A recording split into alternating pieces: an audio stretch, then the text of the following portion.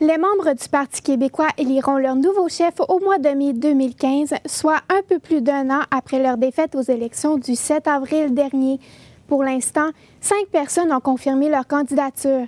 Martine Ouellette, Bernard Drainville, Jean-François Lisée, Alexandre Cloutier et Pierre Serré. Et selon toute vraisemblance, Pierre-Carl Péladeau devrait le faire d'ici la fin du mois. Pour en discuter, je reçois le chef intérimaire du Parti québécois et député de Chicoutimi, Stéphane Bédard. Bonjour, Monsieur Bédard. Bonjour. Donc, vous êtes présentement chef intérimaire et en pleine course à la chefferie. Que vous dit le sondage qui est paru en fin de semaine?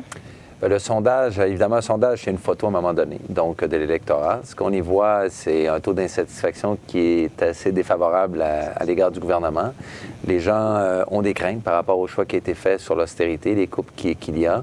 Quant à l'interne, le Parti québécois, ce qu'on voit, c'est la fin là, des années difficiles, des mois difficiles après la campagne. Ça a été, on a fait notre descente aux enfers. Notre but, c'était de rétablir le contact avec la population. On voit maintenant qu'on se retrouve deuxième. Donc, c'est une bonne nouvelle pour nous, suite à ce qui s'était passé. Rétablir le contact, montrer qu'on peut former une opposition solide par rapport à ce qui se passe actuellement, par rapport aux choix gouvernementaux. Et le contexte montre que le Parti québécois est bien différent des deux autres. La CAQ et le Parti libéral ont à peu près le même programme. Nous, c'est bien différent par l'approche au niveau de la politique familiale, au niveau des régions. Donc, ça sera à nous de démontrer que les choix qu'on va proposer aux Québécois sont meilleurs que ce qui est proposé actuellement. Puis, en tant que chef par intérim, vous êtes tenu de garder la neutralité. Toutefois, quelles sont les qualités qui sont recherchées pour le nouveau futur chef? Bien, ça va prendre, évidemment, par définition, un chef, c'est quelqu'un qui a des qualités de leadership, donc qui est capable de prendre une équipe et de l'amener un peu plus loin. Donc, ça prend une bonne connaissance du Québec, de ce qu'il est, pas simplement à Montréal ou au Québec, mais dans l'ensemble de son territoire. Donc, et ça va prendre au niveau personnel quelqu'un qui a un bon charisme et qui a une capacité d'écoute, parce que le Parti québécois, c'est pas un parti comme un autre, c'est un parti d'idées avec des militants très forts. On dit souvent que le Parti québécois est divisé. Dans les faits, c'est qu'il y a des opinions, puis ils sont manifestées clairement. Donc, ça prend pour le ou la chef, la personne qui va avoir cette fonction-là, une capacité d'écoute et en même temps de faire les bons choix. Donc, je suis convaincu que ces qualités, avec ce que représente le Parti québécois, ça peut nous amener plus loin. Donc, faire preuve de leadership, c'est bien entendre, puis à un moment donné, de décider. Puis sur quoi devrait-il miser, la souveraineté ou l'économie? Ah, bien, les deux. Vous savez, on peut faire la promotion d'un pays et en même temps faire la promotion du développement régional. Je pense que c'est la moindre des choses. Comme j'imagine nos amis fédéralistes, renouveler le fédéralisme, ça implique sûrement de faire autre chose. Donc, il faut continuer à parler de ce pays-là qui est important pour nous.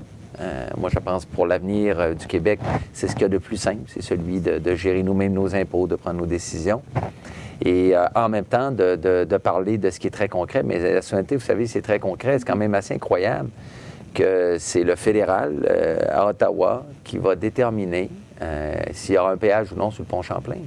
Ou si la ligne de pétrole ici, sur le transport du pétrole, tant par pipeline ou sur le fleuve Saint-Laurent, bien que ce soit notre fleuve, notre territoire, c'est pas nous qui décidons. Donc, c'est ça de ne pas être propriétaire, d'être une minorité, de ne pas être un pays. Donc, on va parler des deux. Puis, selon vous, est-ce qu'il n'est pas trop tard pour penser à la souveraineté? Trop tard, non. On est beaucoup trop jeunes comme nation. Hein. Vous savez, il y a des nations qui ont plusieurs centaines d'années. Ils se posent encore la question. L'Écosse, encore dernièrement. Pourtant, l'Écosse était là bien avant le Québec. Hein. Il faut savoir ça. Et encore aujourd'hui, elle se pose la question, est-ce qu'on doit, oui ou non, rester au Royaume-Uni?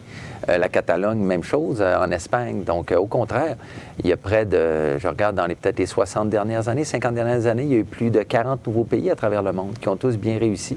Donc, cette question-là va toujours rester d'actualité, des fois un peu plus forte, des fois un peu moins forte au niveau de l'appui populaire. Mais la nécessité, elle, va demeurer. Donc, et ça, moi, ce qui me fait carburer, ce qui me fait m'impliquer en politique, c'est principalement ça, développer ma région, faire du Québec un pays. Donc, il ne faudrait pas que je perde ma muse. Hein.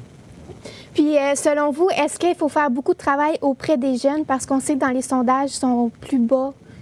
Effectivement, étonnamment, la souveraineté, elle a été historiquement portée par la jeunesse. Ce qu'on voit maintenant, il y a un déplacement.